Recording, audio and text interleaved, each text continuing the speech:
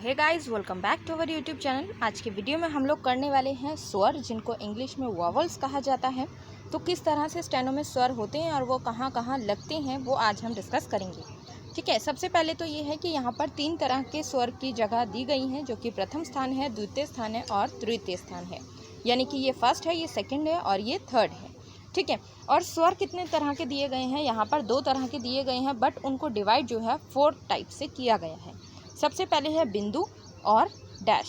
ठीक है, तो बिंदु और डैश का मतलब आप लोगों को पता ही होगा, ये होता है बिंदु और ये होता है डैश। इस तरह से ले सकते हैं, इस तरह ले सकते हैं। ठीक है, ये बिंदु है और ये डैश है, आप लोग देख सकते हैं। तो उसमें क्या है, इनको स्थान दिया गया है प्रथम, द्वितीय, तृतीय, उसी हिसाब से इनको लगाना है। एक हल्का बिंदु है, एक हल्का डैश है, उसके बाद एक गाढ़ा बिंदु है और एक गाढ़ा डैश है। ठीक है, तो किस तरह से इनका यूज़ करना है ये मैं आप लोगों को बता देती हूँ। सबसे पहले है प्रथम स्थान। प्रथम स्थान में जो है वो ए का है, यहाँ पर देख सकते हैं आप, ये बड़ा ए है। तो द्वितीय स्थान यहाँ पर खाली है और ये तृतीय स्थान जो है वो ई का है, छोटी ई है ये। उसके बाद क्या है, यहाँ पर छोटा ऊ भी तृतीय स्थान पर है, बड़ी ई और बड़ा ऊ भी तृतीय स्थान पर आता है। जो द्वितीय स्थान की बात करें तो यहाँ पर ए और ओ जो हैं, ये 2 साउंड जो हैं ये द्वितीय स्थान पर आते हैं। और अगर प्रथम स्थान की बात करें तो प्रथम पे दोनों जो हैं बड़े साउंड है, ये बड़ा औ और ये बड़ा ए और ये यहाँ पर बड़ा आ। ठीक है, तो इस तरह से ये 3 और ये 2 और ये 4 इस तरह से ये यहाँ पर दिए गए हैं। इनकी पोजीशन दी गई है, कहाँ कहाँ पर ये लगेंगे और किस किस तरह से ये लगेंगे। ठीक है, अगर हम सबसे पहले यहाँ से स्टार्ट करते हैं तो ये है आ। आ किस तरह से लगेगा? आ का जो होता है वो गाढ़ा बिंदु होता है और वो प्रथम स्थान पर लगाया जाता है। ठीक है, तो अगर हमने आ लिखना है किसी साउंड में, अगर मान लीजिए किसी अक्षर में हमें किसी अक्षर के साथ यहाँ पर आ लिखना है, जैसे मान लेते हैं ये क है और ये आ है। ठीक है, तो ये क और ये आ क्या बन जाएगा? का बन जाएगा। तो इसके लिए मैं यहाँ पर आप लोगों को लिख देती हूँ थोड़ा सा, जिससे आप लोगों को समझ आ जाए। ये क और ये आ, ये का बन गया है।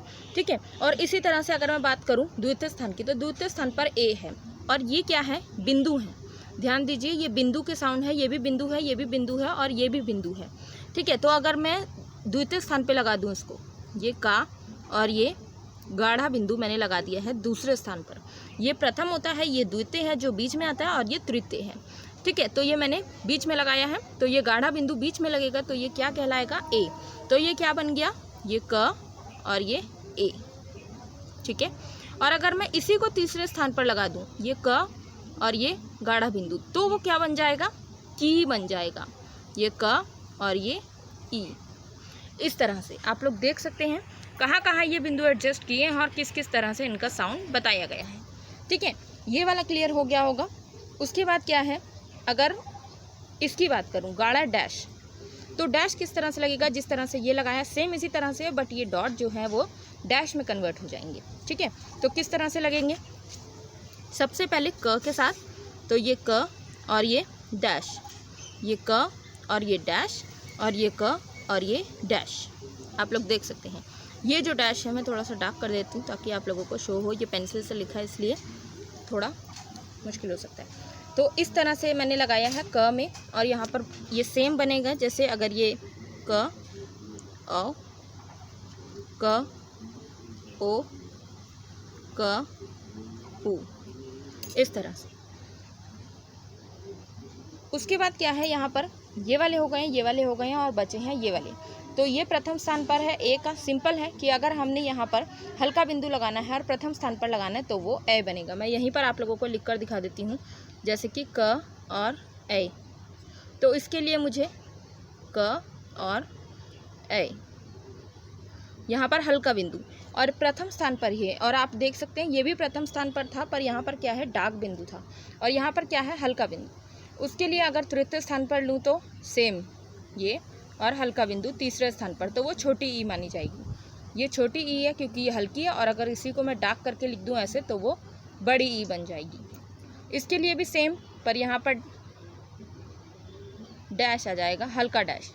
तृतीय स्थान पर ही हल्का डैश जो है वो छोटे ऊ को रिप्रेजेंट करता है। ठीक है, तो इस तरह से यहाँ पर मैंने आपको बता दी हैं कौन कौन से साउंड होते हैं और वो कौन कौन से जगह पर लगाए जाते हैं। आप लोग जैसे मैंने यहाँ पर क की प्रैक्टिस करके बताया है, आप लोग अपने अकॉर्डिंगली कोई भी लेटर ले लीजिए और उनकी जो है 5-5 बार सभी मात्राओं की प्रैक्टिस कीजिए, तो आप लोगों को ईजिली आ जाएगी। और सबसे ज़्यादा क्या फ़ायदा होता है कि जितनी हम प्रैक्टिस करते हैं उतनी क्या है ये हमें ईजिली समझ आ जाती है, क्योंकि जब हम मात्रा लगाते हैं तो हमें स्टार्टिंग में थोड़ा सोच सोच के लगाना पड़ता है, पर उसके बाद क्या है वो ईजिली ऑटोमेटिकली हाथ चलने लगता है। जैसे अगर मैं लूँ जा के लिए, तो अगर ये जा है, आप लोगों को पता होगा ये ज है, तो ज में अगर मैं स्टार्टिंग में लगाऊंगी तो वो आ बन जाएगा, बीच में लगाऊंगी तो ए बन जाएगा और लास्ट में लगाऊंगी तो ई बन जाएगा। ठीक है, इसी तरह से यहाँ पर हल्के और गाढ़े का डिफरेंस दिया गया है, ये आप लोगों को समझ के लगाना पड़ेगा। जहाँ पर हल्का है वहाँ पर कौन सा साउंड है और जहाँ पर डार्क है वहाँ पर कौन सा साउंड है।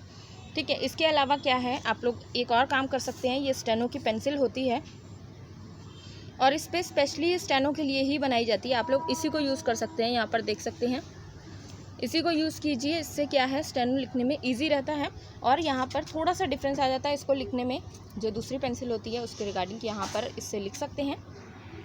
तो अभी मैंने आप लोगों को यहाँ पर स्वर बताया कौन कौन से स्वर होते हैं। नेक्स्ट वीडियो में हम बात करेंगे किस तरह से उनको यूज़ किया जाता है, और मैं प्रॉपर आप लोगों को वर्ड्स के साथ, जिस तरह से हम सेंटेंस बनाते हैं या वर्ड्स बनाते हैं उसके साथ इनका यूज़ करके बताऊँगी, तो आप लोगों को ईजिली समझ आ जाएगा।